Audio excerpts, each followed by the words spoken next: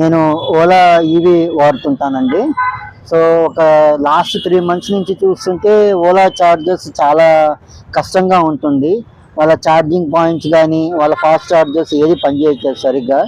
వాళ్ళకి చాలాసార్లు కంప్లైంట్ చేసినా వాళ్ళు సరిగ్గా రెస్పాండ్ అవ్వట్లేదు.